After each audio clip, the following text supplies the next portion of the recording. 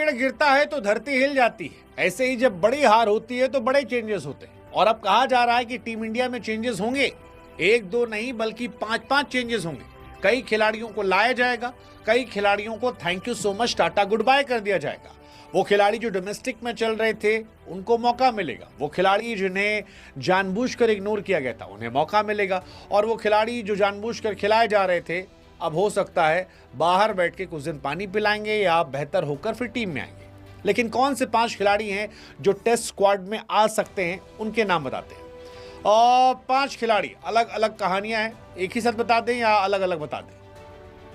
चलिए एक ही साथ आते हैं। 5 खिलाड़ी जो हैं वो हैं ऋतुराज गायकवाड़, रिंकू सिंह, सरफराज खान, इसके अलावा रविचंद्रन और यश राठौड़। ऋतुराज गायकवाड़ 3 नंबर की लड़ाई लड़ेंगे, रिंकू सिंह जो है वो 6 नंबर की लड़ाई लड़ेंगे।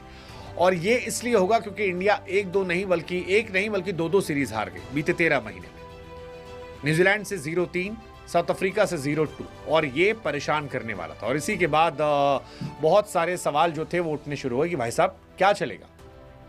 ऋतुराज गायकवाड़, मैं पहले भी कह रहा था, अगर आपने पुराने वीडियोस देखे होंगे तो मैंने वहां कहा था कि जरूरी हो गया उनको लाना, क्योंकि अगर आप शुभमन गिल को रिप्लेस कर रहे हो तो एक ढंग का बैट्समैन ले आओ, technically sound batsman. Ruturaj Gaikwad को हर आदमी कहता है कि यार वो टेक्निकली साउंड है।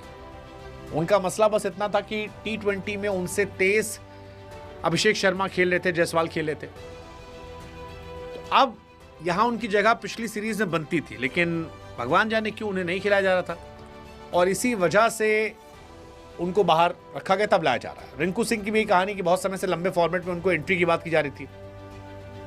हालांकि ये 5 चेंजेस जरूरी इसलिए क्योंकि इंडिया को अगर WTC 2027 क्वालिफाई करना है तो जो 9 टेस्ट बचे, जिसमें 2 टेस्ट श्रीलंका के सामने है, और गौर कीजिएगा ये श्रीलंका में है, 2 टेस्ट न्यूजीलैंड के सामने, न्यूजीलैंड में, वहां भी इंडिया की हालत टाइट होने वाली है, और 5 टेस्ट ऑस्ट्रेलिया के सामने इंडिया में।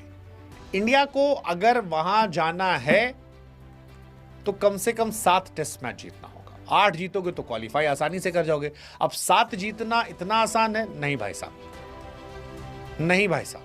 अगले 8 महीने में इनको बहुत चेंजेस करने पड़ेंगे। इस बार बड़ा मुश्किल लग रहा है, बहुत मुश्किल लग रहा है इस बार का, देखने वाली बात है। अब ऋतुराज गायकवाड़ देखते हैं क्या होता है। चल गए तो अच्छी बात है, हालांकि ऋतुराज अच्छा तो कर रहे हैं। ऑस्ट्रेलिया के सामने उन्होंने शतक लगाया था, बाहर बैठे थे, अब उनकी वापसी हो रही है। 17 शतक, 17 अर्धशतक, 84 इनिंग में लिस्टे में, तो नंबर तो उनके इनक्रेडिबल है। IPL में हालांकि वो चोटिल हुए थे,